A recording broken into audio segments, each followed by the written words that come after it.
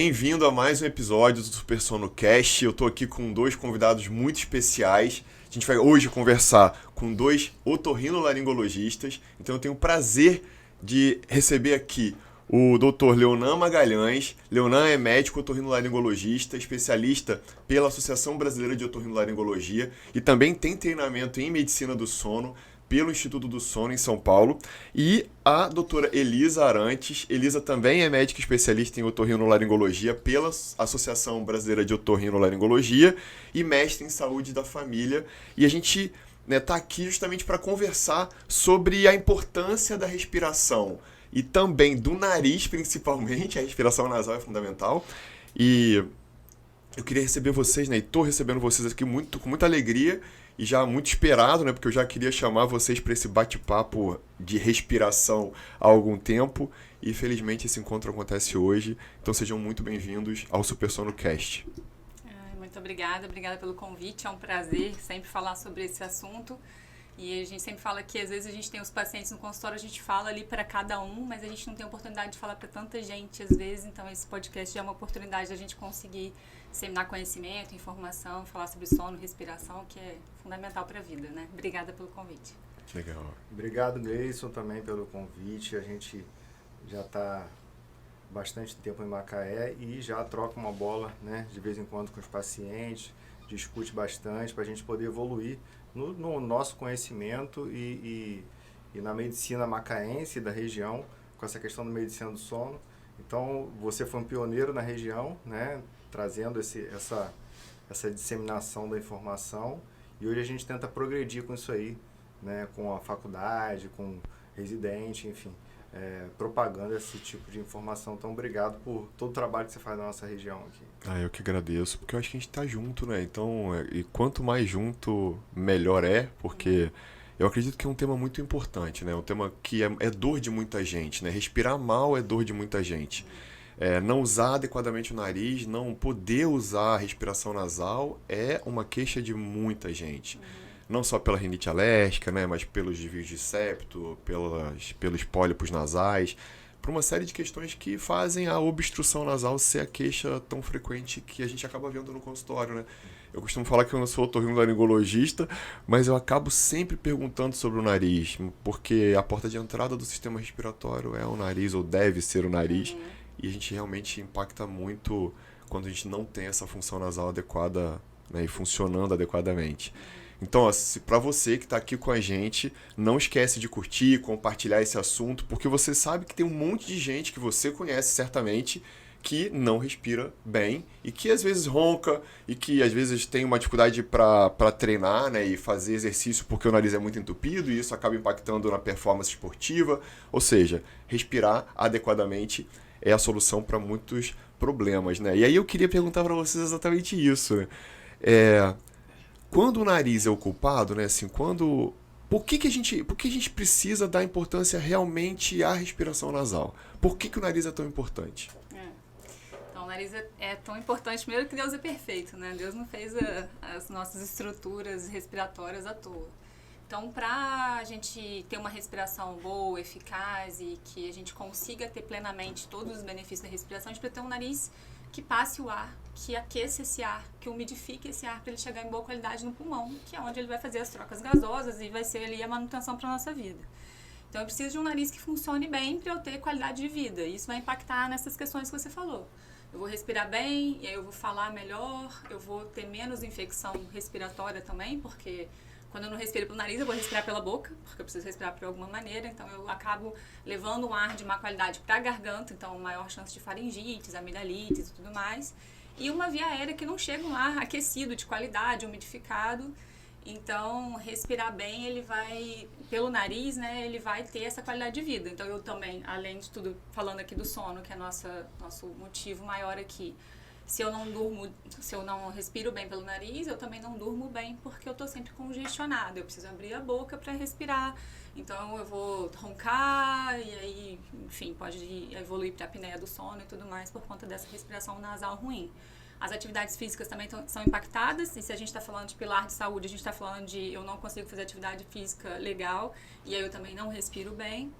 E fora o fato de, por que não respirar bem, você precisa ficar usando medicações constantes, às vezes evolui para infecções respiratórias, então tá sempre tomando antibiótico, ou usando essas gotinhas, né, mágicas de desentupir o nariz, que afetam também o sistema cardiovascular. Então, respirar pelo nariz é vida, né, qualidade de vida, e aí é toda nosso motivo de trabalhar também aí, de ter qualidade de vida para as pessoas. Perfeito, perfeito. A gente vê realmente que é uma queixa cada vez mais frequente, né? E o que eu acho que é interessante é que, de certa forma, as pessoas têm se conscientizado mais pela respiração nasal.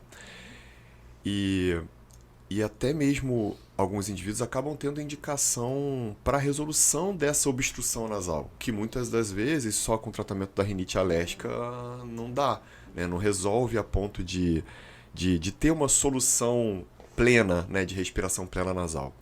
E aí a gente acaba recorrendo a essas medicações, que eu acho que é muito importante sempre que a gente tem a oportunidade de falar, né? Que são essas gotinhas mágicas, como você bem colocou, em que a gente acaba sendo muito mais fácil, né? Porque às vezes é mais fácil mesmo, né? Usar um remédio para atenuar e para resolver o problema, mas não sabendo o que esse remédio vai me gerar a médio e a longo prazo. O que vocês veem hoje na prática com relação a esse uso por automedicação desse tipo de medicação, né? Anafazolina, oxametazolina, ou seja, esses vasoconstrictores nasais. E eu acho que seria legal se vocês pudessem também explicar um pouquinho sobre o porquê que é um problema usar esse tipo de medicação. Porque a gente vê muita gente usando, né? Compre 3 pelo preço de 1. E aí as pessoas compram mesmo e usam debaixo do travesseiro, deixam um no carro, deixam um no trabalho, deixam um no primeiro andar da casa e o outro no segundo andar da casa. Ou seja, eles ficam nervosos quando não ficam com as gotinhas mágicas ali do lado, né? Então, o que isso pode gerar a médio e a longo prazo para esse usuário?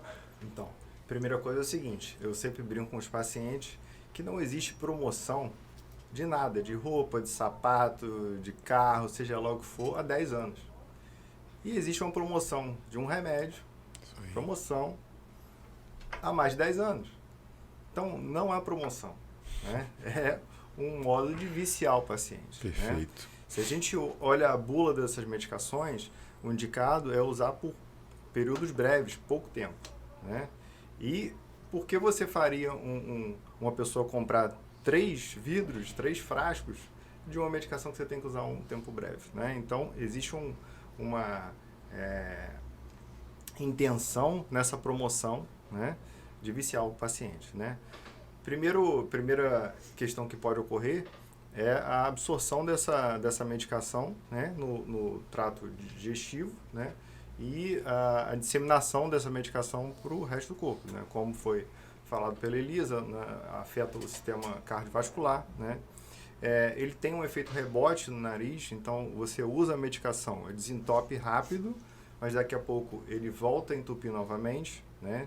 E é isso que leva ao vício do paciente. Esse tempo a gente observa que vai cada vez diminuindo mais, então o paciente começa a usar uma vez à noite, depois começa de manhã, de tarde, de noite, daqui a pouco está usando a qualquer momento, a ponto dele ficar ansioso quando ele está distante dessa medicação. Né? E por isso acontece igual você falou, debaixo do travesseiro, na porta do carro, na gaveta do escritório. Né? Isso aí. E aí, uma das coisas que eu peço para o paciente, né, na hora de desmamar, que a gente fala, né, de largar essa medicação, é que primeira coisa, que ele tenha consciência do que ele está fazendo. Né? Então, ele tem que pegar todos aqueles frascos, colocar um do lado do outro, escolher um para diluir, para começar a diluir com soro e jogar os outros no lixo. Então, essa é uma atitude que ele precisa ter voluntária, né, para conseguir parar com essa medicação. Né? E, dentre outras medicações, a gente ajuda com uma solução hipertônica, algumas outras coisas que podem ajudar o paciente a desmamar disso aí. Mas ele precisa ter uma atitude. Né? Eu gosto de comparar com aquela história do paciente que usa droga e a família bota ele na clínica de reabilitação e vai lá e pula o muro. Né? Porque ele não quer parar aquilo. Né? Então, é preciso que o paciente tenha uma vontade de parar essa medicação. E a gente já vê algumas outras consequências mais graves, né? Por exemplo, perfuração de septo, que pode ocorrer. Né? Paciente, às vezes, eu já vi paciente, por exemplo, diabético, usando essa medicação, né? Esse tipo de medicação, e ele já tem uma deficiência de circulação, né? De microcirculação, e ele fez uma perfuração de septo. Então é super complicado, é difícil de operar, é difícil de ter um resultado bom depois. Então, assim, não é uma medicação inocente, né? Sim. É uma medicação que pode afetar bastante a vida das pessoas. Perfeito. E a gente vê muita gente usando, né? Assim, isso é alarmante demais. Eu fico bem assustado, porque vira e mexe eu vejo em reuniões que eu tô, esse final de semana mesmo, numa grande reunião que eu estava participando, virava e mexia, eu via uma pessoa levantando e aplicando medicação nasal, né? A gente sabe o quanto de dano que pode gerar, até mesmo hipertensão arterial, né? Algumas questões com relação às questões cardiovasculares de arritmia cardíaca, e as pessoas não valorizam, né? As pessoas não falam sobre. Por isso que eu acho que é muito importante trazer esse assunto para a mesa, porque uma outra coisa também que eu queria já aproveitar o gancho era assim, existe então uma fórmula, ou existe pelo menos uma forma de ajudar. É claro que muitas vezes a gente vai precisar da consulta médica para que essa pessoa que usa vasoconstritor nasal continuamente consiga desmamar, né? Fazer esse desmame. Mas existem pistas que a gente pode tentar dar por aqui em que esse indivíduo, além disso que você já falou que é maravilhoso, né? Porque só na diluição você já vai realmente reduzir a concentração de droga que você recebe. Mas assim, existem algumas outras coisas que a gente pode falar para que... Entregar ouro mesmo, né? Eu tô falando assim de entregar ouro por aqui, para que essa pessoa consiga realmente ir desmamando a médio e a longo prazo, porque às vezes não consegue parar de usar de um dia para o outro, né? É difícil porque é um controle vasomotor, né? Dos vasos nasais, né? Da circulação, né? Da vasculatura nasal. Então, tem alguma pista que vocês possam dar pra gente, assim, para os nossos ouvintes ou para quem está assistindo a gente, caramba, o que a gente pode fazer antes de ir no otorrino? Primeiro, tem que ir no otorrino, não tem jeito. Mas antes de ir lá, o que a gente pode fazer para poder ajustar e chegar lá já mais preparado e mais consciente? Porque eu acho que isso que você falou é fundamental, né? Tornar consciente aquilo que me gera dano. Eu primeiro começo com isso aí, né? Peço a diluição, né, da medicação e peço uma reflexão do paciente. Né? Eu até brinco com o paciente e falo assim, estou fazendo essa receita aqui, mas se você não estiver disponível, disposto a parar com isso aqui, não compra não, joga fora. Eu sou um pouco incisivo nessa situação porque é uma verdade. Senão você fica depois sendo julgado pelo paciente como um não resolutivo daquele problema. E a gente precisa, na verdade, de 70%, 80% da colaboração daquele paciente. Né? Então, assim, essa é uma das coisas. Outra coisa que eu peço para tirar de perto. Tirar de perto é fundamental. Né? E não pode estar com a medicação no bolso, não pode estar na cabeceira da cama, né? Não pode estar na gaveta do escritório. Então, assim, principalmente à noite, o paciente fica muito agoniado com essa situação, eu peço para ele colocar lá na sala, lá na cozinha. Perfeito. E acordou de madrugada, não tem problema nenhum, vai lá, pega aquela medicação que está diluída, né? Pinga 2 gotinhas em cada narina, deixa lá na sala, lá na cozinha e volta para dormir. Mas doutor, acordei de noite de novo, segunda vez que eu acordo, não tem problema, levanta, vai lá. Enfim, com o passar dos dias, esse paciente passa a mão na cabeceira da cama, passa a mão no travesseiro, não acha mais aquela medicação, vira para o lado e dorme. Tá? Mas assim, como você falou, a avaliação com otorrino é importante. No seguinte sentido, porque o paciente pode ter um desvio de septo, né? Pode ter um pólipo nasal, né? Pode estar com uma infecção crônica, pode estar desenvolvendo algumas coisas que vão dificultar essa situação, né? Esse desmame. Tá? Então, uma avaliação com otorrino é importante. Quando o paciente vem de um quadro, por exemplo, de resfriado, de gripe, alguma coisa assim, e começa a usar aquela medicação, esse desmame, ele passa daquele período mais agudo e fica só viciado com a medicação, é mais fácil esse desmame, né? E ele consegue, às vezes, ser por conta própria do paciente. Mas quando tem algum outro fator obstrutivo nasal, vai ser sempre mais difícil, né? E a solução salina hipertônica, eu acho que vem substituindo um pouco essa questão daquele efeito imediato do vasoconstritor e desobstrui um pouco o nariz enquanto está sendo usado. Então, acho que ele é válido. Né? Eu gosto dos jatos contínuos de solução hipertônica, né? Tem a 2% ou 3%, mas eu faria assim, sem medicar ninguém, né? Por aqui, Sim. Essa situação da solução hipertônica e dessas outras medidas seriam interessantes. Perfeito. Então, a higiene nasal é fundamental, né? E é um assunto que a gente tem visto muito, né, assim, nas redes sociais, né? A gente vê muita gente mostrando como fazer a lavagem nasal e a importância dessa manutenção da fisiologia nasal como sendo fundamental para nossa respiração, né? E para nossa qualidade de vida. Então a gente pode começar já orientando higiene nasal com o soro fisiológico, né, 0,9, e às vezes usando a solução hipertônica como você descreveu. Muito legal, muito bom. Então, ó, já vocês estão ouvindo aí, já temos algumas pistas para você que usa medicação, né, esses vasoconstrictores nasais, que fazem a vasoconstricção do vaso, né, ou seja, eles fazem a vasoconstricção da artéria, da veia, né, dos pequenos vasos nasais, e aí acabam abrindo o nariz, né? Então desobstrui tudo, mas o preço que se paga é muito caro, né? Então não vale muito a pena essa estratégia. E aí uma outra coisa que eu queria já aproveitar também vocês aqui, a gente sabe que as inflamações nasais são grande causa de obstrução nasal, né? De queixas nasais. Quais são as mais comuns? Assim, na prática, vocês, né, a gente, né, vendo as pessoas que queixam de obstrução nasal, de espirro, de coriza, né, de prurido nasal e ocular, ou seja, das queixas que estão relacionadas às doenças nasais, quais são as causas mais relacionadas? As rinites e as rinossinusites? A rinite alérgica, né, a nossa campeã, e ela é o carro-chefe, assim, de consultas, né? Normalmente os pacientes, eles têm uma queixa muito grande dessa obstrução nasal e falando em obstrução e uso de medicação vasoconstritora, a rinite alérgica está ali também como carro-chefe de ser a causa de manutenção dessas promoções de 3 por R$10. Então, o paciente normalmente, o que causa mais, né? São as poeiras domésticas, o ácaro, né? Poeiras domiciliares, os animais de estimação. A gente fala que o animal de estimação proalérgico deveria ser a tartaruga, né? Porque ela não tem pelo, não vai juntar ácaro, nada disso. Mas a gente tem que se tratar para a gente conseguir conviver com os nossos, né, bichinhos de estimação, né? A gente fala que não é ele o problema. Na verdade, eu reajo de uma maneira muito exagerada àquela disseminação do pelo, né? Até mesmo como em relação ao pólen, que também tem gente que tem casa com jardim, e também isso vai ser uma causa de rinite alérgica. Então, saber a causa é fundamental. E aí, o nosso parceiro também vira o alergista, né? A gente pede ali para a investigação dessas causas e identificar qual que é o agente mais específico para a gente conseguir tratar. Se tiver indicação de vacina, fazer a vacina. E se não tiver, tratar essa hiperreatividade, o que causa essa inflamação, né, nessa criança, nesse paciente. E aí, quem tem rinite alérgica tem mais chance de ter sinusite, né? Então, porque ele tem uma via aérea mais obstruída, ele tem um edema perto dos ossos de drenagem dos seios da face, então aquela secreção, ela fica acumulada ali, mas ela não consegue sair.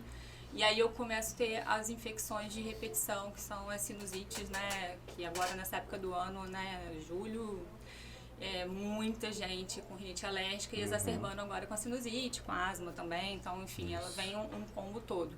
Mas o que a gente pega mais mesmo é a rinite alérgica. Aí, se além disso ele tem associação com desvio de septo ou um pólipo nasal, aí já fica mais complicado, porque aí ele realmente tem uma obstrução mecânica dessa via aérea e eu trato a rinite alérgica, mas às vezes eu preciso complementar. Por isso que a gente estava falando muito assim dessa coisa. Às vezes não é uma coisa só. Eu vou tratar a rinite alérgica, vou mandar ele parar de usar neossoro, mas ele tem um desvio de septo. Então, daqui a pouco ele vai querer usar o neossoro de novo, né? Posso falar neossoro aqui, não sei. Mas esse é um exemplo de vasoconstritor. Sim. E aí a gente tem que abordar tudo isso. Por isso que a consulta do otorrino acaba que é difícil a gente dar dicas, assim, dessa questão da solução hipertônica, né? Do soro a 3%, né? Tudo mais, solução salina a 3%. Porque é difícil, porque às vezes ele pode ter outras questões ali que vão falar, não adianta nada isso, né? Isso. E aí você falou da lavagem nasal, voltando só um pouquinho. Quando a gente fala para um alérgico usar a lavagem nasal, ele fala assim, mas entope mais o meu nariz. Não desentope nada, não resolve. Então eu falo, não é para desentupir. Isso. Não é para desentupir, é para devolver a fisiologia do seu nariz, para ajudar a aquecer, para liberar o muco, para liberar o espaço para passar o ar, até para as minhas medicações conseguirem agir ali, porque senão eu não consigo fazer num nariz que está todo inflamado, né?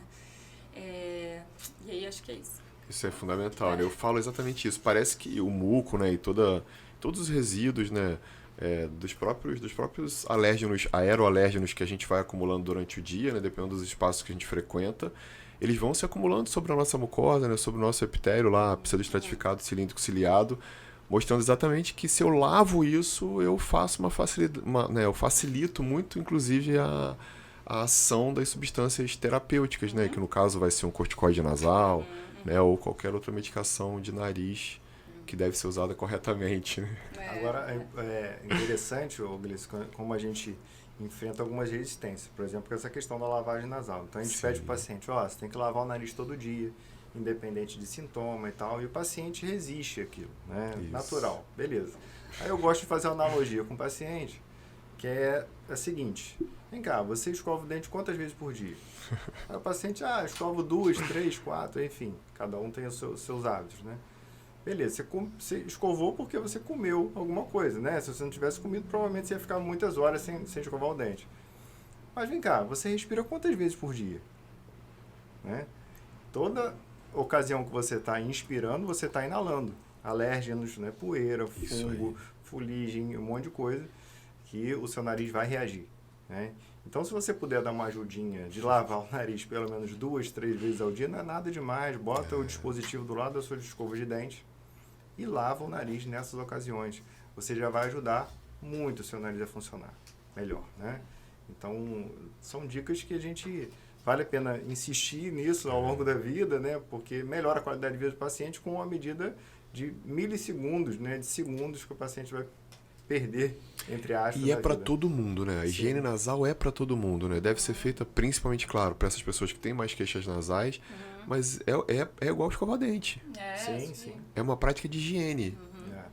Uma vez eu estava andando, eu morei em Niterói durante 10 anos e eu fui fazer algumas atividades no centro da cidade, um lugar que circula muito carro, né? Muita poeira, enfim. E aí voltei para casa, né? Quando eu voltei, eu resolvi lavar o nariz, porque eu estava muito incomodado. E saiu uma água preta do nariz, quer dizer, eu tinha inalado muita fuligem naquele pouco espaço de tempo. E se eu fosse uma pessoa mais alérgica, com certeza meu nariz ia reagir mais a essa situação, né? Então, é o que você falou, né? Tá acontecendo o tempo todo, né? E quando a gente consegue ajudar o nosso nariz, a gente vai ter uma qualidade de vida melhor. Claro, vai restaurar a fisiologia normal, né? O funcionamento normal da mucosa nasal, né? E o que eu ia falar também, que assim, quando a gente fala de lavagem nasal, tem muita gente que tem a resistência da questão do alto volume, da seringa, daquelas garrafinhas. Então, assim, faz de qualquer jeito que for mais cômodo para você. Não precisa ser daquele alto volume. A gente até, em alguns casos, a gente até pede para não fazer alto volume quando o paciente está com otite, ou quando a gente está vendo que está fazendo errado porque está sentindo dor de ouvido, ou quando tem essa sensação de sufocamento. Então, né, a gente vai estabelecendo. Pode colocar o sorinho na mão e sugar o soro. Pode usar os dispositivos que tem na farmácia, que tem vários, né?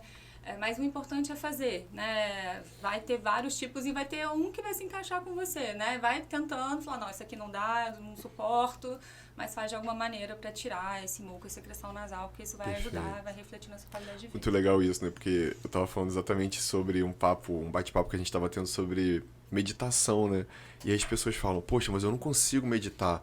Então, depende do que você está buscando na meditação, né? Porque existe uma meditação para cada um de nós, né? Assim, como uma forma de reagir ao estresse, uma forma de viver melhor, né? Porque esses momentos são fundamentais. Da mesma forma, a lavagem nasal, né? Então, existe uma lavagem nasal específica para você. Vocês acabaram de aprender isso aqui, né? E aí, já que você puxou o gancho da meditação, a importância da concentração nas coisas que a gente está fazendo. Então, assim, eu vou pegar aquelas garrafinhas de lavar, eu vou lavar de qualquer jeito, falando com alguém, engolindo, vai dar errado, vai pro ouvido, vai dar pressão no rosto, não é isso. Você tem que ter consciência do que você está fazendo naquele momento, estar presente ali, vou lavar o meu nariz.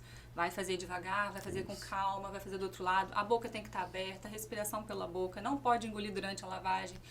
Então, isso faz sucesso da questão. Agora, se eu não presto atenção nas orientações, nos cuidados, aí a chance de dar errado é grande, né? Por isso que às vezes a gente tem um pouco de limitação com a criança, porque a criança às vezes ela não tá ali presente, aí você tem que segurar, agarrar a criança, e às vezes isso não vai ser legal, porque ela não está consciente daquilo ali, eu não consigo às vezes pegar uma criança pequenininha e fazer isso.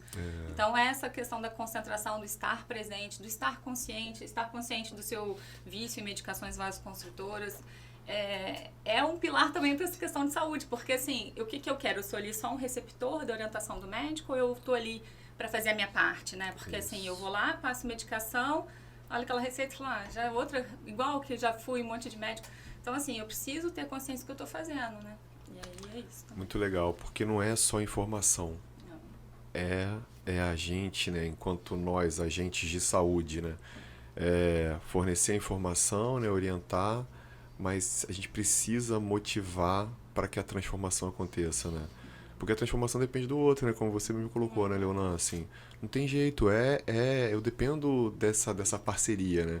É uma parceria, as consultas, na verdade eu tenho chamado muito de encontros clínicos, né? Porque eu acho que realmente é um encontro, né? Em que você tenta traduzir aquilo que você acredita, baseado na necessidade que você acredita que o outro tenha, mas que a gente só vai entender mesmo a necessidade dele se ele passar pra gente, né, o que ele precisa e tá disposto a transformar, né? Tá disposto a realizar. As rinites, então, indiscutivelmente, né, como você mesmo colocou, a rinite alérgica ela ganha um destaque absurdo, né, porque ela é muito frequente, principalmente nesse período, né, de ar mais frio e ao mesmo tempo mais seco, ainda mais na nossa região, né, a gente tem uma região mais úmida, mais quente, e aí quando a gente começa a enfrentar um pouco mais de ressecamento de mucosa, a gente acaba tendo mais chance das outras rinites também, né, além da rinite alérgica. E aí a gente pode colocar, assim, elencar da rinite alérgica como sendo o carro-chefe, né, o mais comum, mas a gente também tem as rinites infecciosas, né? Tem algumas outras rinites que são muito frequentes, assim, que vocês veem muito na prática e acabam sendo causadoras de obstrução nasal. Tem um percentual que vocês conseguem sugerir? Percentual não, é mais assim, tem a rinite irritativa, que está relacionada a essas mudanças de temperatura, né? Porque às vezes você vai fazer teste alérgico e não acha nada específico, é o que eu falo, tem uma rinite específica, que aí vai ser investigada pelo alergista, e tem a rinite irritativa, que é essa de mudança de tempo. Eu não tenho como mensurar essa irritação pela mudança de temperatura e tudo mais.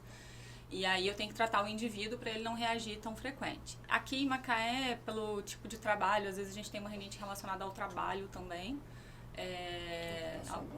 Chama ocupacional, né, que é relacionada ao trabalho. Ele fala que fica super bem em casa, quando ele vai para o trabalho ele fica mais congestionado. E rinites infecciosas pelos quadros virais, assim, é o que a gente vê mais, assim, né?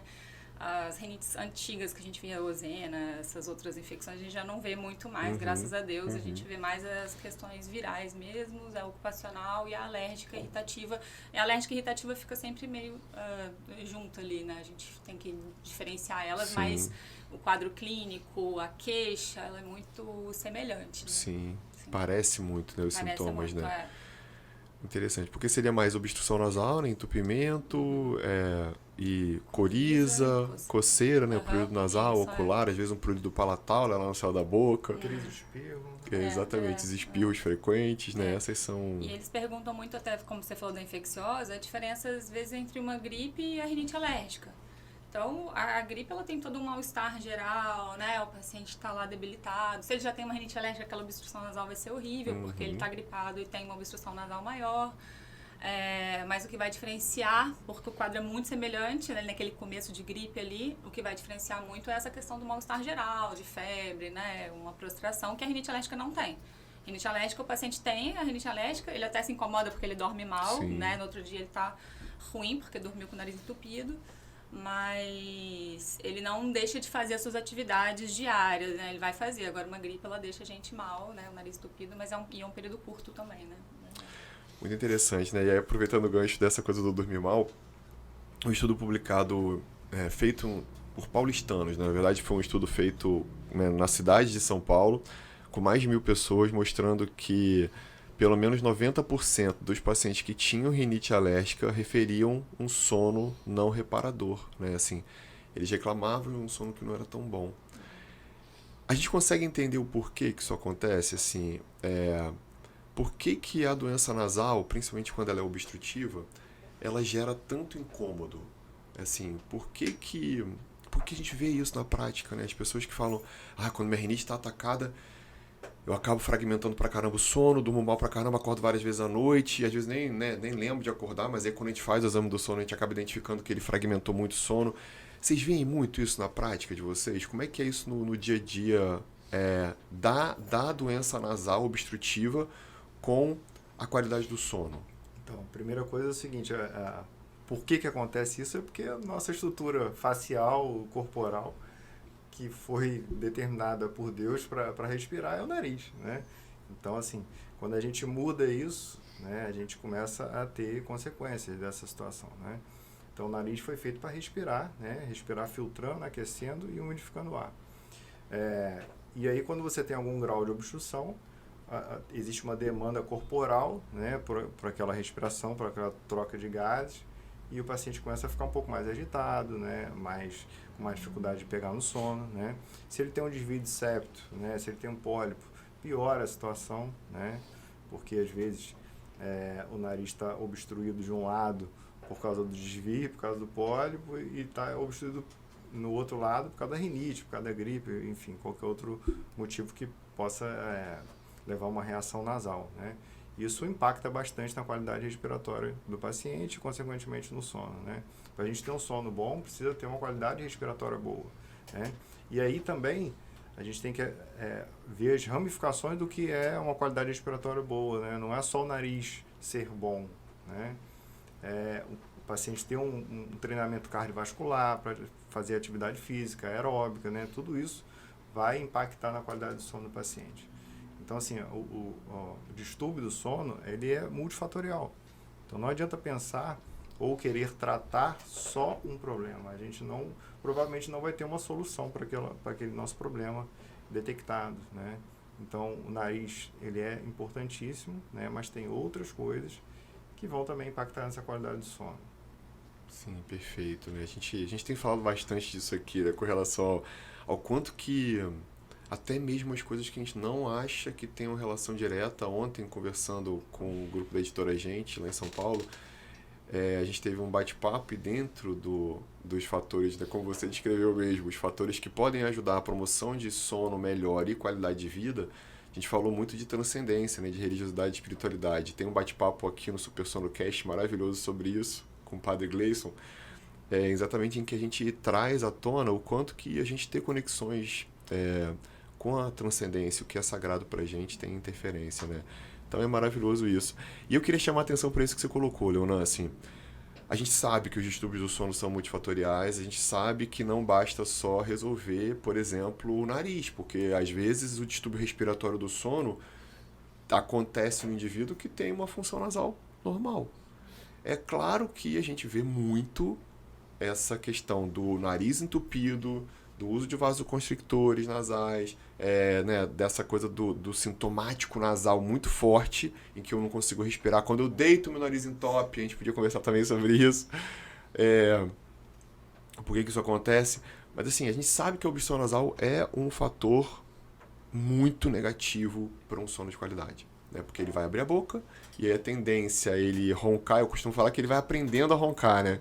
Porque ninguém começa roncando muito alto de um dia para o outro, né? Ele vai construindo essa flacidez muscular de palato, né? De todo o sistema faríngeo, né? Para que ele chegue lá num ronco mais alto e na frequência de apneia mais persistente, né? E mais significativo, reverberando numa qualidade de vida pior. Mas assim, do ponto de vista da resolução, e aí a gente vai já entrar mais para esse campo dos distúrbios respiratórios do sono, principalmente da apneia obstrutiva do sono, o que vocês costumam ver na prática de vocês de quem é o culpado? Né? Então, se eu tivesse que achar um culpado na via aérea, quais seriam os mais comuns? Assim, quais seriam os que colapsam mais? Quais seriam qual nível da via aérea teria mais chance de colapsar na prática de vocês? O que vocês veem mais disso acontecendo? Então, primeiro, a gente olha, né, o otorrino avalia ouvido, nariz e garganta, né? Então, assim, a gente olha com bastante atenção o paciente que tem queixa de sono do nariz, né? Ver se ele tem algum desvio de septo, um pólipo, uma rinite alérgica, alguma coisa assim, mal controlada. Tudo isso aí vai impactar na qualidade respiratória e pode levar o paciente a ter o ronco, né? E a gente olhando a garganta, né, a gente vai olhar garganta que não existe, não é uma estrutura, né? É vamos dizer assim, uma região, né? Uhum. A gente vai olhar as amígdalas, vai olhar o palato, né? Vai olhar a língua do paciente, vai olhar a flacidez do palato, o tamanho da úvula, tudo isso pode impactar, né, na questão do ronco daquele paciente, né, ou não, né? Então a gente sabe que algumas alterações anatômicas são favorecedoras de ronco, né? E outras são protetoras de ronco, né? Vamos dizer assim, né? O paciente tem uma amígdala pequena, né? Tem um palato não tão flácido, uma úvula pequena, ele vai ter uma chance menor de roncar. mas esse paciente ronca, né? Aí entram aqueles questionamentos, né? Porque às vezes você vê um paciente magro, né, com um biotipo, né, que não era para roncar e apresentando ronco. E às vezes vê o contrário, né? O paciente obeso, né, com o nariz não tão bom e não tendo ronco, né? Então, assim, como é uma doença multifatorial, sempre vai ter uma junção desses problemas para aquele paciente ter ou não o distúrbio, né? Então, esse olhar, ele precisa ser bem atento, porque senão a gente vai indicar um tratamento errado para esse paciente, ou um tratamento ineficaz, vamos dizer assim, tá? Então, tem que ter um alinhamento de expectativa muito grande com esse paciente sobre o que a gente está propondo, né? E enxergar no paciente o que ele deseja também, né?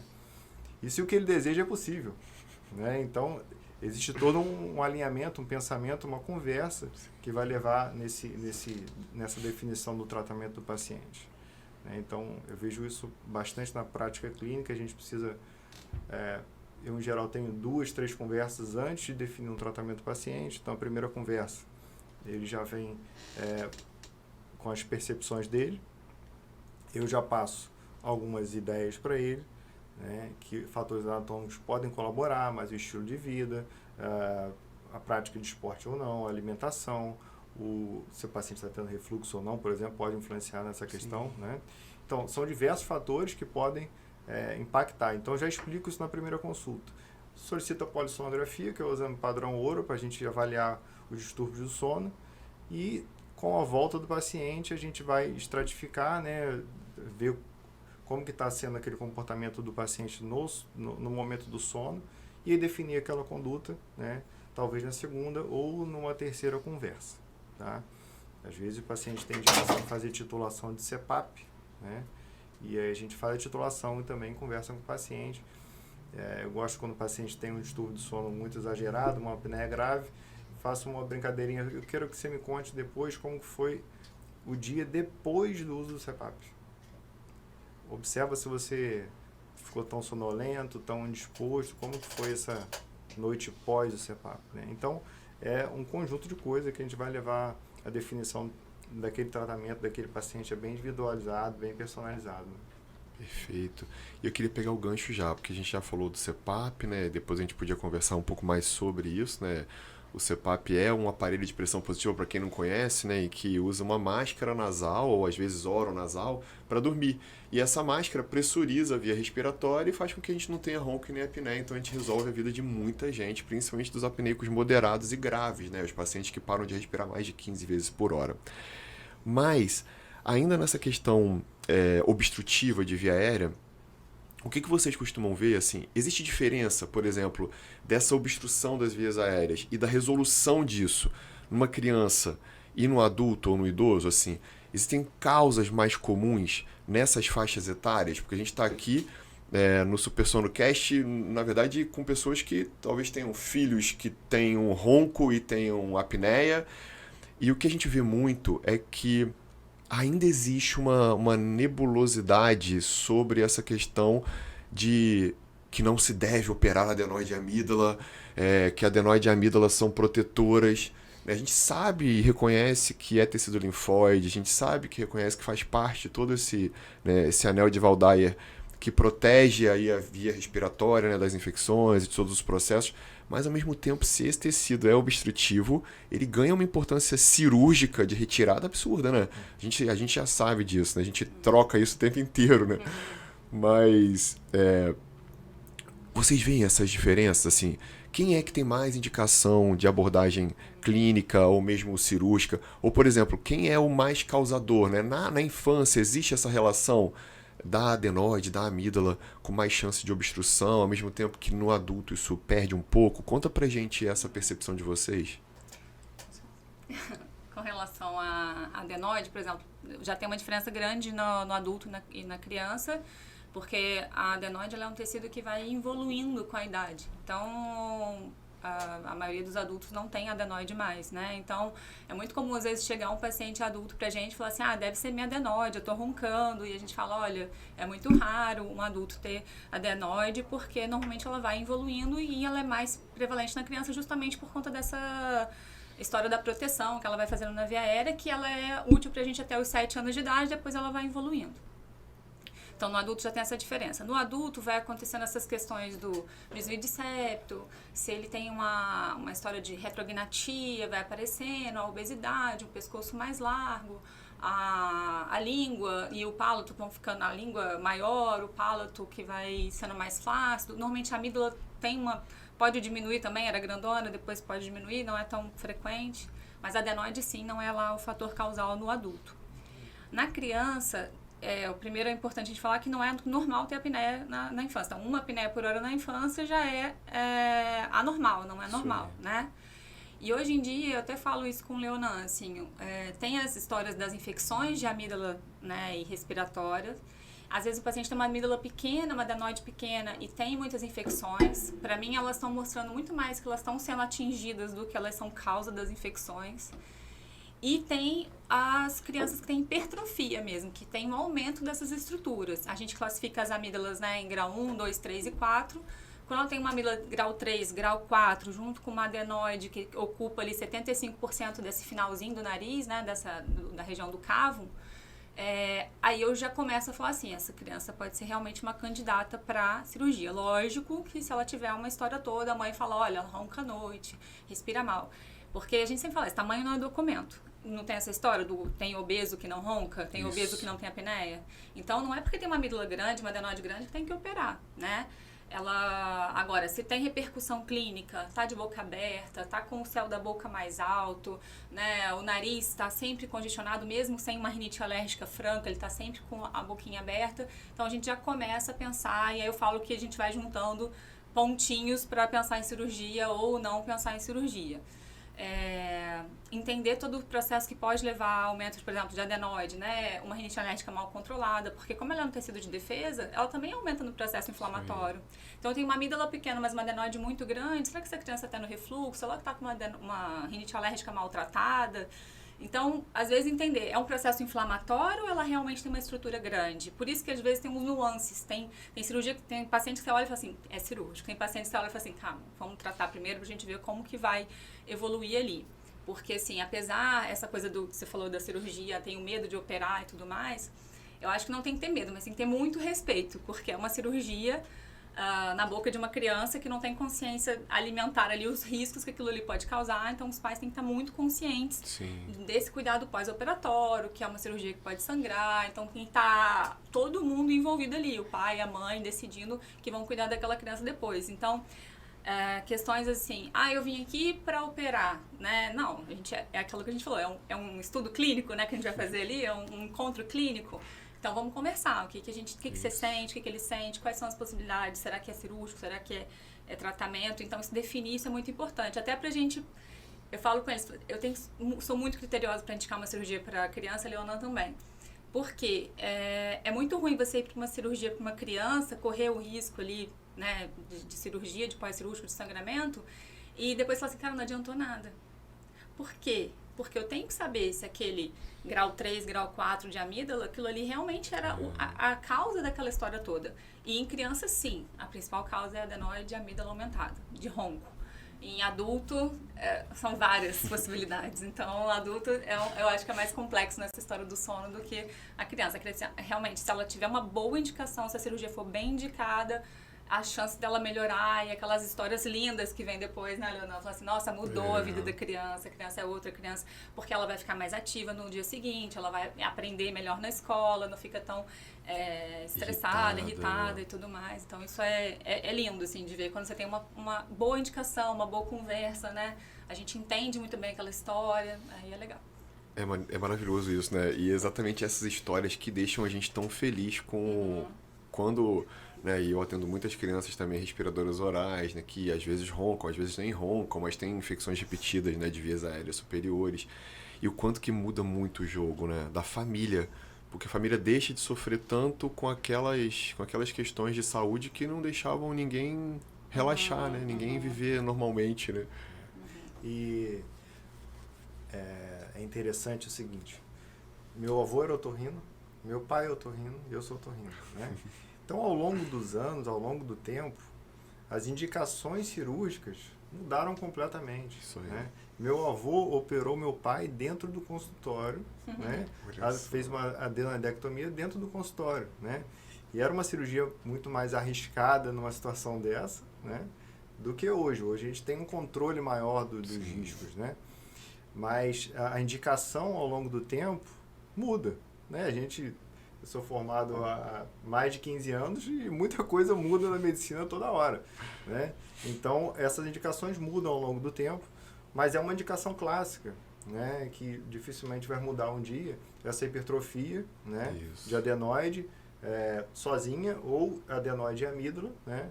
Provocando ronco numa criança, né? Então, isso altera o crescimento da criança, altera a concentração, altera um monte de coisa na vida daquele indivíduo, né? Que quando a gente consegue impactar positivamente, né? É super gratificante, né?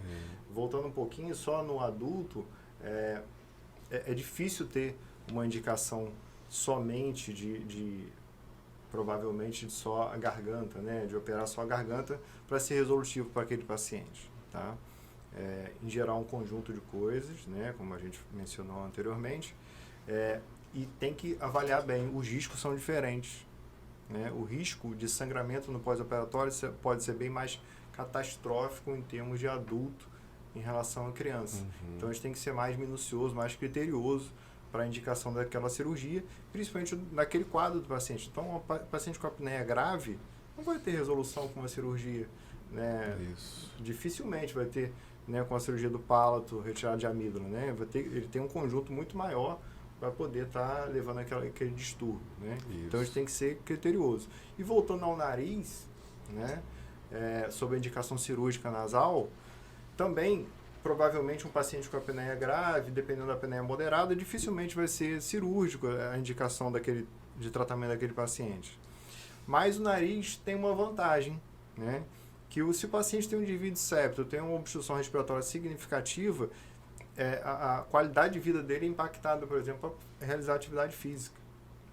Então, eu gosto de conversar com o paciente o seguinte, eu não sei se seu ronco vai melhorar com a cirurgia do nariz, mas sua qualidade respiratória, sua prática esportiva vai ser facilitada. E mais uma situação que se você tiver indicação de tratamento com o CPAP, desobstruir o seu nariz vai facilitar o uso do dispositivo, porque a gente vai precisar de uma pressão menor para atingir aquele objetivo no paciente. Então, essa é uma conversa franca, né, que eu acho que vale a pena, né, porque você esclarece o paciente e alinha aquela expectativa, né? Muito legal, porque assim, esse papo que a gente está tendo aqui, gente, assim, é um papo que a gente tem no consultório, né, com os nossos pacientes, né? E é muito legal porque isso pode se amplificar muito para aquela pessoa que chega achando que se eu operar meu nariz ou se eu tratar minha rinite alérgica eu vou deixar de roncar, porque às vezes não. Vai depender muito do grau da sua colapsabilidade, ou seja, da sua obstrução de via aérea, né? Quando a sua obstrução ela atinge um nível de apneia moderada e grave, né, nessas pessoas que param de respirar muito mais vezes, acaba sendo muito mais difícil, né, resolver com procedimentos cirúrgicos simples. Por isso, as cirurgias otorrinolaringológicas caíram muito de indicação, né, com relação ao tratamento desses indivíduos com apneia moderada e grave. Então, é muito legal porque isso tudo é orientação que a gente faz no dia a dia quando a gente encontra os pacientes, né? Essa semana passada eu atendi um paciente que tem 28 anos, mas eu fiquei assustado com o tamanho da amígdala. E aí eu fico me perguntando, né, assim, como que uma pessoa com 28 anos, que às vezes não passa pelo otorrino, que às vezes não passa pelo pneumo, e que às vezes não passa por um médico, pelo pediatra, pedindo para que ele abra a boca. Porque abrir a boca ajuda muito na nossa avaliação respiratória, né? Assim, a gente faz a avaliação respiratória a começar pela boca, né? Vocês mais ainda do que eu, né? Porque vocês olham cavidade oral de talvez 100% das pessoas que vocês atendem.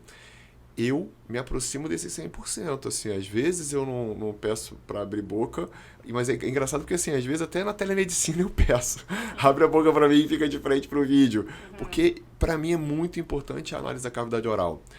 E por que eu estou chamando a atenção disso? Porque os dentistas, né, os ortodontistas, aqueles dentistas que trabalham com ortopedia funcional de maxilar, ajudam muito também no sono, né, na prática da melhora da respiração na via aérea superior, né, estabelecendo a respiração nasal. Mas o que a gente reconhece muito é que essa obstrução de via aérea, seja por hipertrofia de adenoide ou por hipertrofia, né, por aumento das amígdalas, elas vão gerando uma alteração na anatomia orofacial, né? E eu queria ouvir isso de vocês, assim, como é que é na prática do dia a dia, principalmente nas crianças, qual seria a importância de, por exemplo, não, eu, otorrinolaringologista, vou resolver a sua vida e você nunca mais vai roncar e nunca mais vai ter apneia se eu operar a adenoide e a amígdala, né, e resolver essa obstrução da via aérea nesse momento, né, então o ideal aí é até 5, 6, 7 anos, ou seja, ou pelo menos até essa anatomia não está muito modificada, né, porque quando essa anatomia se modifica muito, aí eu vou precisar de outros assessores, né, ou seja, outras pessoas, outros profissionais que vão ajudar. E é isso que eu queria que vocês comentassem, assim, quem que é importante ou o que é importante a gente fazer, e aí até mesmo para quem está ouvindo e assistindo a gente, o que é importante a gente olhar na cavidade oral do meu filho, ou mesmo na minha cavidade oral, em que eu possa abrir a boca na frente do espelho e posso olhar e falar, ih, caramba, isso aqui me aumenta as chances de roncar. E isso aqui, do jeito que tá, se eu ganhar peso, eu vou começar a ter ronco. Porque às vezes eu tô magrinho, eu não tô roncando, mas se eu ganho peso, eu ronco. Lá em casa isso acontece bem. Michele vive falando. Então, assim, ter essa coisa do peso, que é óbvio que é multifatorial, como o Leonan colocou, né, muito, muito bem, repetidas vezes, mas o que eu, se eu tenho já uma questão de ronco, que eu olho pra frente do espelho, o que eu preciso ver pra falar, ih, caramba, acho que vale a pena uma avaliação com o otorrino. Tem alguma coisa desse sinal, assim, de falar, cara, marca logo o otorrino, antes que você daqui a pouco tenha uma apneia grave? Quer falar? Posso falar? Acho que olhar a garganta, né, olhar a boca da criança, assim, é difícil pra gente falar porque, assim, o olhar do pai e da mãe, às vezes chega lá, às vezes fala assim, nossa, mas a amígdala dele é muito grande. Aí você olha e fala, mas não é grande, né? Então depende muito do jeito. Se olhou deitado, né? Igual às vezes tomografia de pescoço, fala que a amígdala é hipertrofiada e não é, porque a pessoa tá deitada, aquilo espreme o pescoço, vai para trás, a gente não tem uma noção de espaço ali. Então, tem uma relação muito de conteúdo e continente ali. Então, assim, o que aquela amígdala ocupa no espaço? É uma boquinha muito pequenininha, uma amígdala que quase encosta uma na outra. Mesmo que a mãe veja lá, ela vai falar, vai ficar preocupada, vai avaliar com a gente vai olhar e falar, não, realmente é muito grande ou não. Uma língua muito alta, ou então viu aquela linguinha mais alta e aí você não consegue ver a garganta, também tem isso. Às vezes é difícil pra gente, até com o abaixador de língua, ver a garganta daquela criança. E é isso aqui, aí a gente está falando de uma anatomia que não é cirúrgica, né? A gente tá falando de uma base de língua alta, e às vezes a amígdala é pequena, mas a criança ronca por conta daquilo. O céu da boca mais aumentado, é como se a gente colocasse o dedo encaixasse no céu da boca. Eu consigo ver isso no seu filho, no filho, o dentinho mais estreito, né? Aquele dentinho mais estreitado, eu consigo ver essa anatomia. Então eu já começo a ver alterações que estão sendo causadas por uma respiração não tão legal. Então, o principal, acho que indicação de ir é porque tá roncando mesmo, mas é difícil ela olhar, só se ela vê algo exagerado mesmo na amígdala, mas assim, é diferente o olhar do leigo com o olhar do otorrino, do médico, porque às vezes não é tão grande assim, mas as pessoas se apavoram um pouco pela alteração. O alongamento da face também é importante, né? Então, o paciente que tem o que a gente chama de face adenoidiana, né? Ele tem uma face mais alongada externamente, você já olha e vê que tem um alongamento. E às vezes tem também um alongamento anterior, né, por essa modificação anatômica, que é uma adaptação do corpo a um problema que está ocorrendo, né? Quer dizer, a criança tem que respirar, né, de qualquer jeito. Então vamos adaptar, né, a cabeça, né, o nariz, o palato, àquele problema para a criança continuar sobrevivendo, né? Então aí entra aquela situação que você mencionou, que vai ter que ter ajuda de outros profissionais, né? O bucomaxilo, o ortodontista, né? Outros profissionais, a fonoterapeuta, são diversos profissionais que podem ajudar nessa remodelação, né? Novamente, né? Só que aí para o bem do paciente, né? Então, é uma avaliação multifatorial, um tratamento multifatorial também. E aquela criança que fica com a boca aberta o tempo inteiro, assim, que tem criança que faz um barulhinho do ronco ali, ressoa à noite, mas ela não... Durante o dia ela fica bem, fica de boquinha fechada, mas tem criança que fica de boca aberta o tempo inteiro. Então, ela tem uma chance grande de estar com uma hipertrofia de adenoide, uma amígdala, enfim, ou as duas. Mas eu acho que esses aspectos as pessoas conseguem observar em casa, assim, né? Face alongada. Legal, isso é muito interessante, né? Porque a gente vê realmente muita criança roncando, né? E os pais achando que tá tudo bem, né? Que roncar é normal. E aí, mais uma vez, né, chamar a atenção de que ronco não é normal em idade nenhuma. Ronco significa obstrução de via aérea, né? Que pode ser parcial, que pode ser completa, total. E aí vai ter realmente os fenômenos das apneias, né? Das paradas respiratórias. Mas é muito curioso, e assim, e aí como eu atendo muito crianças com asma, né, e crianças respiradoras orais, né, que acabam tendo rinite e são obstrutivos nasais, vocês recebem pacientes meus, e uma coisa que eu também percebo muito, analisando o tórax, analisando a postura deles, é essa coisa da postura do respirador oral, né, como o Leonan mesmo colocou, da face adenoidiana, também uma postura, que às vezes é um ombrinho para frente, né, uma corcovazinha, né, um pouquinho mais corcundinha, assim, né? Isso no pequenininho a gente já percebe, uma perninha mais hiperestendida, então, né, o joelho para trás, então a gente consegue perceber o quanto que a cabecinha um pouquinho para frente. A gente às vezes bate o olho e já vê que aquela criança não está respirando bem, que está sofrendo. Né? Exatamente. A gente já consegue exatamente. E uma coisa que é assim, eu aprendi muito também, né, durante a observação, e lá em casa eu tinha um respirador oral que era o Arthur, né, que operou adenoide de amígdala com 5 anos. E aí depois, né, ortodontia, fono e todo esse tratamento contíguo, né, que ajudou demais para que ele hoje não seja um respirador oral. Mas uma coisa que eu observava muito, e eu sempre peço para os pais observarem também, é a questão da hiperextensão do pescoço, né? Aquela criança que fica com o pescocinho, né, dormindo e com o pescocinho lá para trás, como se estivesse tentando abrir mais essa via aérea e desobstruir essa via...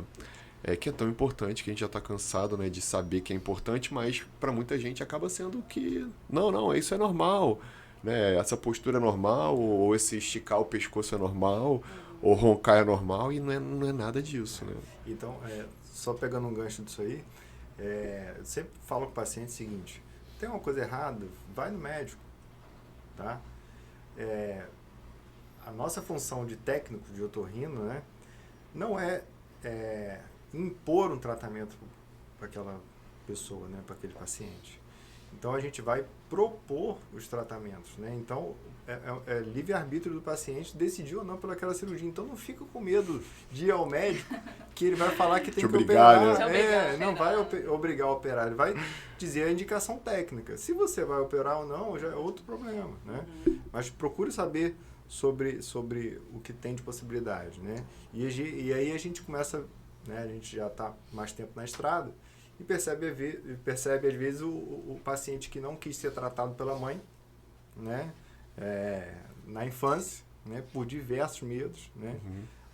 Aquele adulto, quando faz 18 anos, vai lá no médico, às vezes com a mãe do lado, falando: agora eu vim para operar, entendeu? Isso aí. E aí perdeu o melhor tempo, né, de realizar aquele procedimento cirúrgico, de tratamento ortodôntico.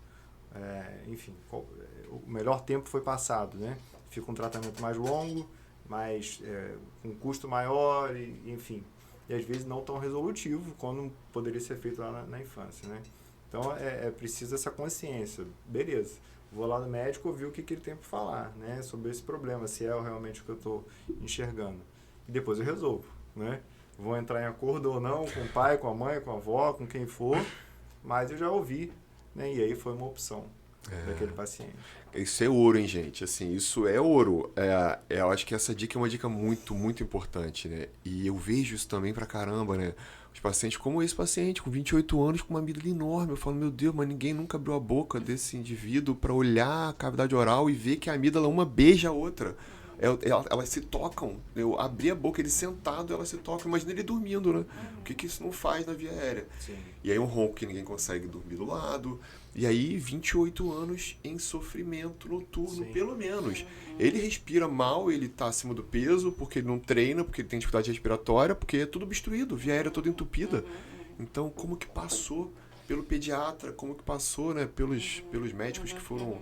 Será que ninguém abriu a boca, né, desse indivíduo em nenhum momento da vida dele?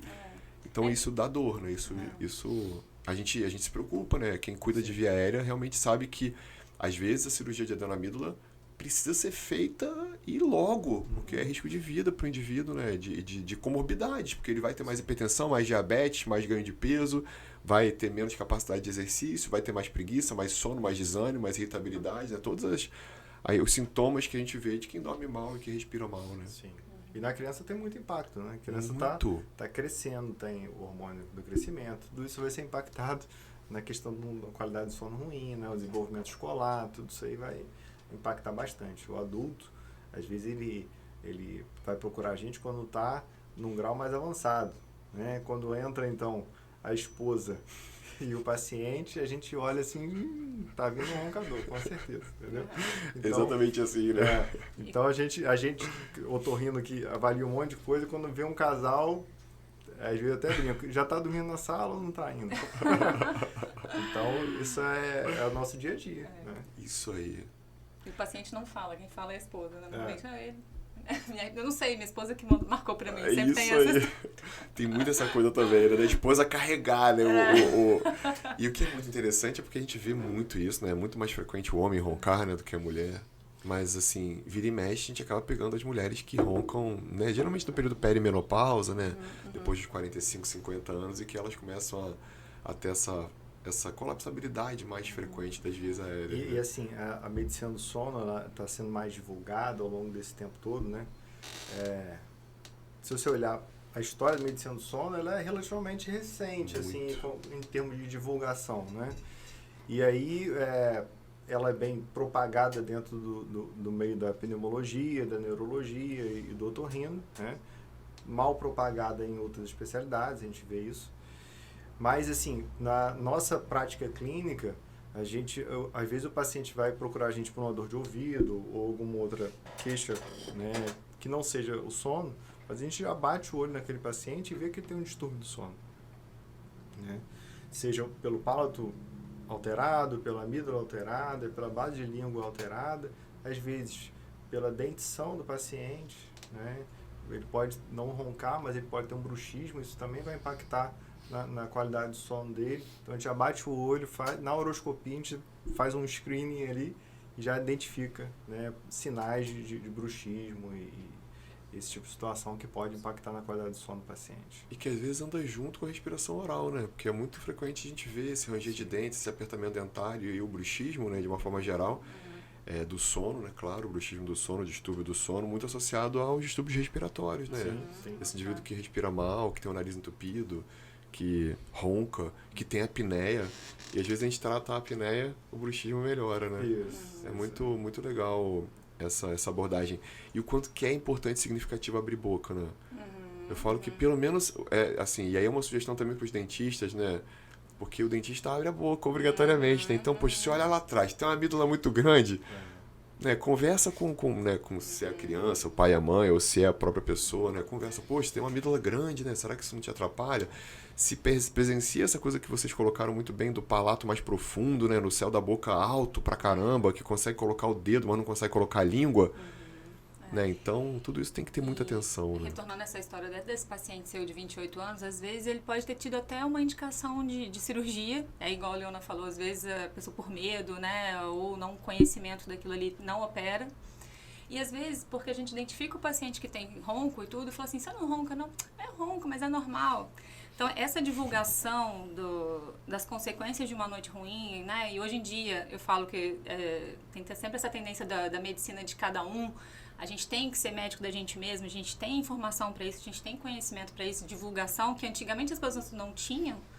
E aí você saber, eu falo, olha, eu tô roncando, isso não é legal. E aí, quando o médico falar comigo, falou, olha, não tá legal isso aqui, você tem a amígdala grande, acho que vale a pena você pensar nisso, né, em operar, ele entender a importância daquilo para a vida dele. Porque acontece muito isso. Você fala assim, você não ronca? Eu falo, não, ronco, mas não me atrapalha não. Você acorda bem no outro dia, seu dia no outro dia é bom, você acorda desperto, é feliz, né, vai fazer suas coisas. Acordo bem, mas ele tá sentado lá na frente, tá cochilando, às vezes tá esperando a gente. Então, identificar em si mesmo essas alterações, e quando a gente fala, a gente não está perturbando, a gente está falando assim, olha, tem alguma coisa aqui, vamos avaliar. Sim. Então, às vezes essas pessoas que chegam numa idade adulta, né, com alterações faciais e tudo, porque talvez ou o médico não tenha dado atenção naquele momento, ou se deu também, a própria pessoa não tinha conhecimento para falar assim, cara, isso é importante, dormir bem é importante. Então, essa divulgação de trabalho, de consequência, isso é tudo importante para que todo mundo possa se cuidar, né? E não ser só aquilo que eu estava falando, receptor da informação, né?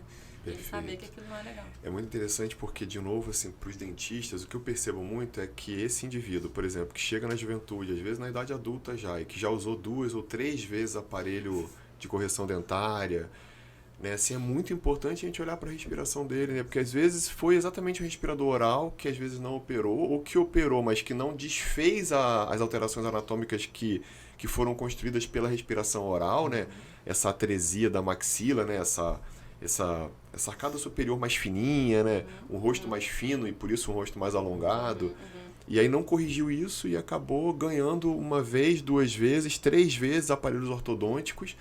E às vezes o dentista ou o profissional de saúde, né, o pediatra no caso lá na infância, acaba não alertando, falou, olha, os dentes já estão muito tortos, é porque provavelmente não está tendo espaço para os dentes, e aí a sua arcada deve estar muito fina, muito atrésica, muito atrofiada, né? Então tem que expandir essa arcada.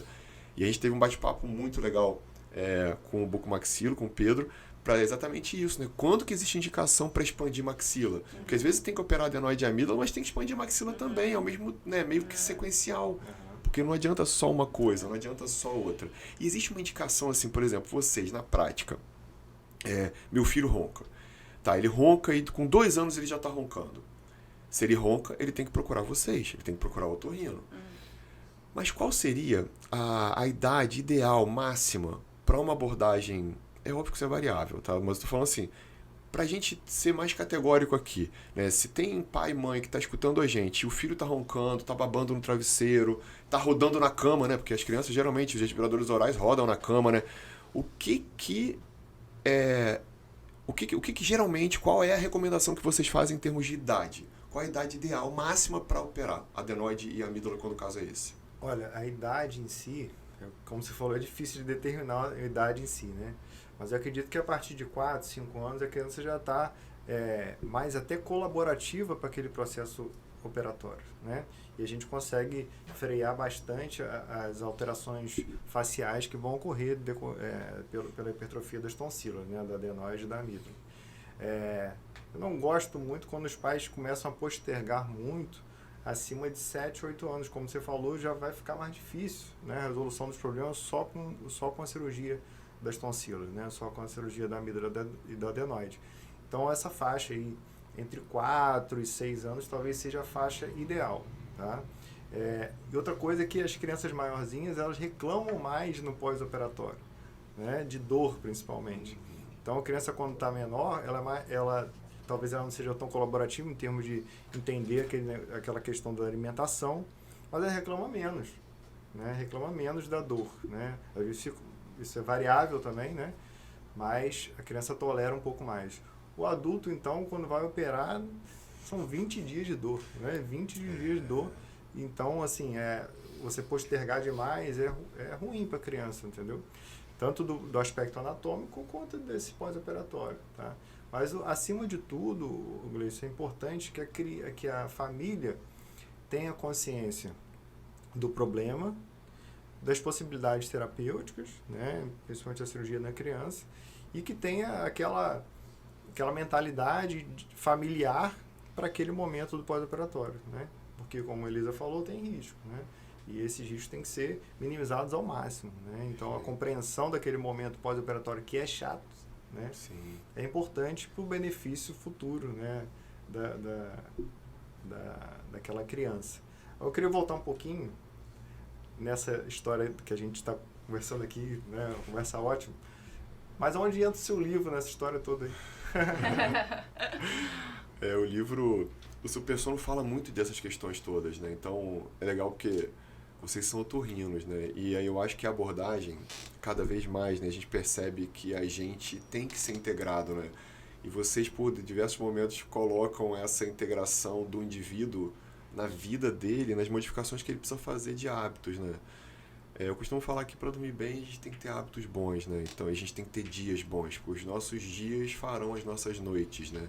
É óbvio que quando a gente tem muitos fatores dificultadores ou fatores que dificultam ou que atrapalham o nosso sono, é óbvio que às vezes só a mudança de hábitos e a construção de comportamentos saudáveis não é o bastante para alcançar noites maravilhosas, né? E aí, consequentemente, dias melhores ainda. Mas é por isso que a gente tem que olhar muito para durante o sono, né? Por isso que eu acho que essa observação, né, do como é que a criança está dormindo, de como é que eu estou dormindo, eu estou acordando muito à noite, né? Eu estou fragmentando muito, eu estou acordando 4 vezes para ir ao banheiro, para urinar.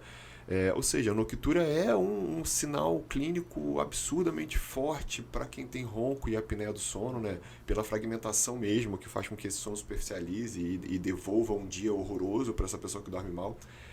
E aí a gente faz eu conto alguns casos, né, algumas histórias clínicas de pacientes que eu atendi, alguns cirúrgicos, alguns não cirúrgicos, alguns usuários de CPAP, algumas crianças que operaram e como que transformou a vida, né, essas histórias transformadoras de que a criança chegava no consultório e quase, né, subia na estante e o pai e a mãe não conseguiam segurar e quando volta a criança senta na minha frente e fala: Gleison, é isso aqui, ó. Tinha um diagnóstico né, de um transtorno de déficit de atenção, tinha uma dificuldade enorme de concentração e aprendizado e depois da cirurgia de adenoamígdala, olha só como é que tá. Né? Mudou até mesmo na escola, mudou nas relações sociais mesmo da criança, né? Então, eu falo um pouquinho disso tudo no livro, assim. Tá um passeio gostoso, assim. Eu falei que quando é o próximo, eu conversei com a editora ontem, né? Eu estive lá em São Paulo e aí exatamente perguntei pra eles: poxa, quanto que eu escrevo o próximo? Porque é muito gostoso, assim, essa trajetória e principalmente pelo que a gente tá fazendo aqui, né? Assim, o quanto que a gente pode potencializar as pessoas a dormirem melhor, porque o sono é a base da pirâmide da saúde, né? A gente precisa entender que é através dele que a gente consegue todo o restante. Então, para fechar, já caminhando para o final, o que eu queria pedir para vocês, assim, existe uma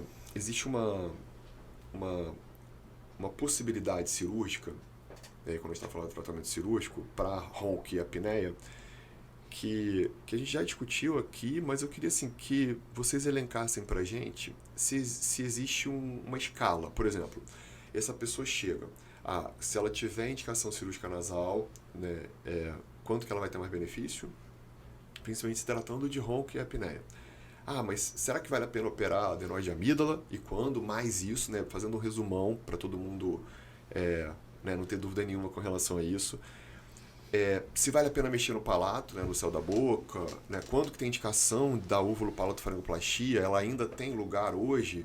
A gente viu que realmente ela veio muito forte lá atrás, né? Talvez há 3, 4 décadas atrás, como a cirurgia do ronco. E depois a gente vê que realmente não tem tanto essa indicação, né? Não tem tanto essa escolha sendo correta por esse procedimento cirúrgico. Mas conseguem dizer para a gente, dentro das faixas etárias, quais seriam as indicações cirúrgicas mais relacionadas ou mais possíveis? Quais as cirurgias otorrinolaringológicas que ainda têm lugar hoje para a resolução de ronco e apneia? Então, assim, na criança, indiscutivelmente, né? Ou adenoidectomia, retirada da adenoide, sozinho, ou junto com a amígdala, tá? Quando a amígdala é muito pequena, a gente, em geral, não retira junto com a adenoide, né? Deixa aquela amígdala ali. Mas isso varia um pouco de acordo com algumas, né, situações. Às vezes a criança tem muita infecção, então a gente já opta por retirar a amígdala junto com a adenoide, tá? Sobre a úvulo-palato-faringoplastia, né, como você falou, foi uma cirurgia lá atrás, né, criada, né, desenvolvida como milagrosa, né, e como tudo na medicina, né, as indicações vão se restringindo de acordo ao longo do tempo, porque você consegue ver que nem aquilo dali não é milagroso para todo mundo, né? Então, eu acho que ainda tem indicação, né, da realização da ovulo-palato, né, junto com a amidalectomia, né, principalmente. Só o ovulo-palato é mais difícil ter alguma resolução do problema. Só quando o paciente tem uma úvula muito grande, um palato muito flácido, você pode tentar alguma intervenção cirúrgica, tá? Agora, quando tem, sim, a amígdala maior, né, aí você aproveita e faz algumas modificações no palato que podem facilitar, né, a resolução do quadro do paciente. A indicação da cirurgia nasal, quando é muito obstrutivo, né? Então, assim, é muito comum na população, no nosso exame, nas estatísticas mesmo, o desvio de septo. Então, não é porque tem desvio de septo que vai roncar e que vai ter uma dificuldade respiratória tão grande. Depende muito da demanda daquele paciente, né? E o ronco também entra nessa história, né? Então, não adianta querer falar que todo desvio de septo vai ter que ser operado, né, que vai melhorar o ronco. Não é essa situação. É muito individualizada essa situação. Agora, quando o desvio é muito significativo e o paciente tem alguns outros sintomas, como a rinite alérgica, a gente pensa na questão cirúrgica nasal para melhorar a ventilação nasal, né, para melhorar esse fluxo aéreo nasal, que tem uma possibilidade, principalmente no paciente que tem apneia leve, né, de ter uma melhora significativa, né, às vezes não completa, mas indiscutivelmente na qualidade de vida do paciente, né, de ficar obstruindo e tal. Pode não resolver completamente a questão do ronco, mas vai melhorar a qualidade de vida, né. Então, esse alinhamento de expectativa é muito importante, porque o paciente, às vezes, quer uma solução imediata, né? Todo mundo quer, né? E às vezes a cirurgia envolve risco, né? Todo mundo tem que entender. É lógico que é um risco controlado, né? Se o risco for maior do que o benefício, não tem cirurgia, né? Uma coagulopatia, enfim, algum distúrbio de coagulação, a gente vai abortar o pensamento cirúrgico, né? E aí vamos pensar em outras possibilidades. Mas esse conjunto ele é bem individualizado de cada paciente, né? Então, hoje eu diria que as indicações cirúrgicas para uma resolução completa, né, daquele quadro do paciente, elas estão bem mais restritas do que quando foram criadas essas técnicas, né?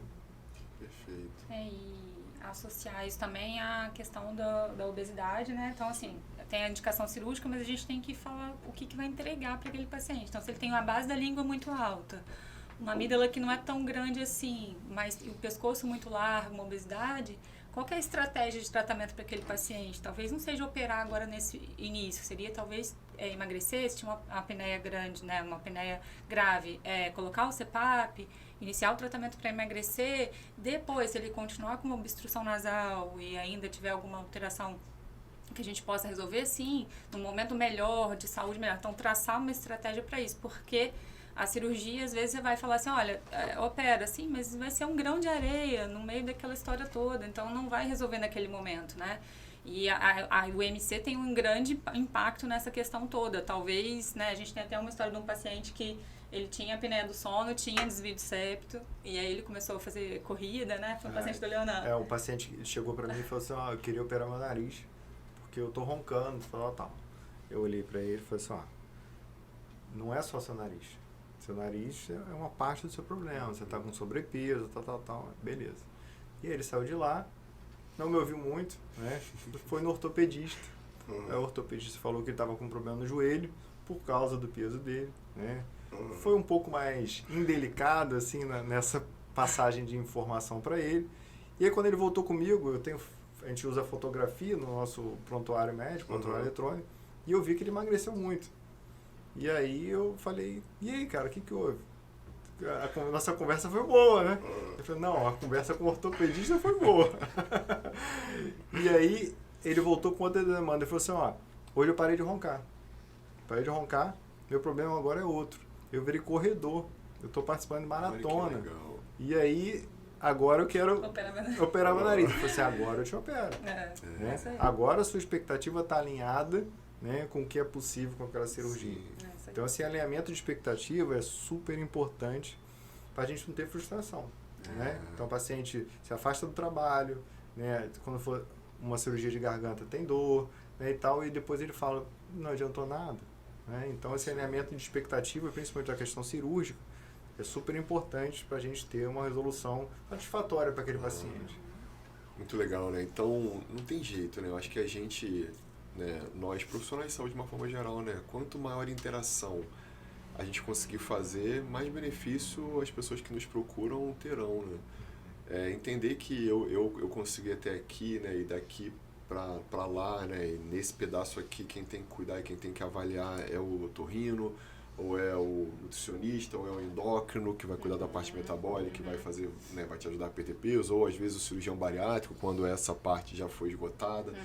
Então é sensacional, né? Porque à medida que a ciência e toda a parte médica, né, de cuidado em saúde avança, cada vez mais a gente entende que a gente não é capaz de fazer tudo sozinho, né? A gente não é capaz de resolver a vida de todo mundo com certeza sozinho. Então, contar com vocês é maravilhoso, né? Assim, com todo, a gente tem diversos otorrinos, né, que são maravilhosos e brilhantes e nos ajudam muito, e vocês me ajudam pra caramba, porque eu acabo indicando muito pacientes que respiram mal, né? E não só que tem ronco e apneia, mas que tem asma, que tem uma falta de controle da doença por causa da doença nasal, né? Que acaba eu imagino junto. até que para você seja até um pouco mais complicado esse convencimento, porque o paciente vai te procurar, não vai te procurar pelo nariz e pela garganta, ele vai te procurar porque ele tem asma, porque tem, né, outros problemas.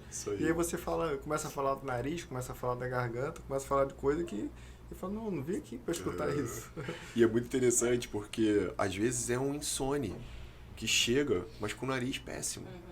E aí a gente melhora a função nasal, né, restaura a função nasal e esse indivíduo melhora da insônia. Por quê? Porque é multifatorial, é exatamente isso que vocês colocaram diversas vezes aqui no papo. É muito importante a gente olhar o todo, né? Enquanto a gente não olhar o todo, a gente vai errar, a gente não vai conseguir ajudar nesse processo de transformação que cada pessoa procura, né, obter quando né, se coloca da mesma maneira que você colocou que para ele é mais difícil explicar sobre o nariz, para a gente às vezes é difícil falar assim, olha, isso pode estar acontecendo por causa de um refluxo. O que você está comendo à noite está fazendo isso, está fazendo mais muco, mais secreção, a história do leite, que é uma questão que a gente concorda aqui. E aí quando você vai falar disso, assim, mas eu não vim aqui, eu vim para falar do meu nariz, que está entupido, tipo, né? Então, quando você abre esse olhar, né? Isso também vem muito do meu sogro, assim, ele acaba ajudando muita gente nessa ampliação do olhar, né? Fala muito sobre refluxo e leite, enfim. Como que isso muda, e muda até eu falo isso com o Leonardo, mas muda até a satisfação que a gente sai no final do dia. Porque eu não fiquei ali o dia inteiro passando remédio, né? O que ele talvez não era o que ele queria, mas era talvez o que ele precisava ouvir. Ou aquilo ali está relacionado à sua ansiedade, à sua, né, dificuldade de dormir, enfim, a gente vai falar de outras coisas. Então isso é super importante quando você olha o paciente como um indivíduo, como um todo. Então isso muda muito, tanto o nosso bem-estar como médico também, você sai mais realizado, do que aquele paciente que foi às vezes ali para só pegar uma receita, mas ele falou, realmente eu como mal, eu durmo mal, enfim, eu tô com sobrepeso, então eu preciso regular isso aqui, não é só meu nariz o problema da história, né? Muito legal, porque falando do Manuel Magalhães, né, que é o sogro da Elisa, pai do Leonardo, as primeiras receitas médicas em que eu peguei com um médico orientando hábitos de vida foram do Manuel.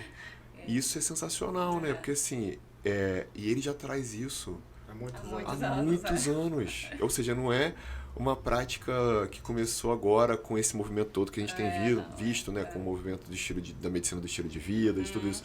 Não, eu já pegava a receita do Manuel com isso escrito há 20 anos atrás. Então, assim, isso é sensacional. O quanto que ele foi desafiador, né? O quanto que ele foi disruptivo nessas questões, que é maravilhoso, né? Ainda mais ter perto, assim, é maravilhoso. Poxa, é muito bom, muito bom. Ele é muito observador e acaba ajudando muita gente também, assim, nessa questão desse olhar, né? Então, e nos ensinou muito, né? Nos ensinou muito. Muita gratidão É. para ele, meu amigo. Muito bom, muito bom. Gente, vou agradecer vocês. Acho que foi muito, muito rico. Quem tem questões respiratórias, principalmente, né, das vias aéreas superiores, precisa ouvir e assistir esse podcast, porque tem informação aqui que é realmente muito valiosa, né, para a gente entender e até direcionar, né? Poxa, eu acho que vale a pena ir direto no otorrino, acho que vale a pena ir direto no ortodontista, não, acho que vale a pena ouvir a opinião do pneumologista, né, ou do médico do sono, ou seja, para onde que eu posso ir agora, ou o pediatra, poxa, dá uma olhada na garganta, né? Então, mesmo os pais e mães que estão ouvindo a gente agora, então, poxa, sempre peça para o pediatra, né, olhar a adenoide, olhar a amígdala, né? A adenoide não tem como avaliar, né, na pediatria lá na geral, mas a amígdala tem como a gente avaliar, né, com abertura de boca. Olhar o céu da boca para ver se está muito profundo ou não. Ou seja, são sinais que são muito importantes para a gente prever problemas no futuro, porque às vezes eu costumo falar muito isso, que o roncador de hoje será o roncador do futuro, né? Ele vai construir toda uma anatomia que vai favorecer o ronco e a apneia no futuro. Então, para a gente diminuir o ronco do mundo, a gente precisa tratar nossas crianças, né? Isso, na maioria das vezes, isso acaba sendo uma relação grande, é claro que excluindo-se a obesidade, excluindo-se outras causas, mas a respiração oral, ela é um fator decisivo na respiração futura desse indivíduo, né? Então, e vocês são os profissionais que mais atuam nisso, por isso que eu fiz questão de trazê-los. Agradecer mais uma vez. Considerações finais de vocês? Não, eu queria agradecer, porque é sempre muito bom falar sobre isso, né? Então, assim, é um assunto que a gente tem prazer em falar, e aquilo que eu falei também, essa possibilidade de falar para muitas pessoas também é importante, é gratificante, e eu agradeço por você oportunizar isso com a gente, e assim, parabéns pelo livro, é inspirador ver alguém muito próximo a gente escrevendo um livro, falando de um assunto tão importante e que realmente chegue para muitas pessoas, seja só luz na vida das pessoas, né? Tudo de bom. Eu queria agradecer também o trabalho que você faz há muitos anos, né? Eu lembro, logo que eu vim para Macaé, você fazendo uma palestra, acho que a gente fez uma semana, você organizou uma semana sobre o sono, com vários profissionais falando sobre isso, sei lá, 10, 15 anos atrás. Então, você continua nessa pegada, nessa empolgação, nessa visão, né, expansionista da questão do sono. E esse livro, eu acho que vem para, não vou dizer coroar, porque eu acho que não vai terminar aí, mas para trazer, né, a sua pessoa para uma importância maior que você merece dentro desse mundo do sono. Tá? Então, obrigado, né, e que continue, né, nesse esclarecimento da população, dos colegas, tudo isso, essa integração é muito interessante. Isso é o mais importante, né? Obrigado pelas palavras de carinho, vocês são os meus amigos, né? Então, poxa, mas agradecer mais uma vez por vocês estarem por aqui, né, falando de um tema tão importante. Essa semana é a semana do lançamento aqui, né, aqui em Macaé. Então, quero ver vocês lá. Estaremos juntos na quinta-feira. Então, gente, agora, como de praxe, a gente vai fazer o nosso grito de guerra aqui do Super Sonocast, né? Então, a gente já deu uma combinada antes. Então, vamos lá? Vamos. Super Sono, ativar!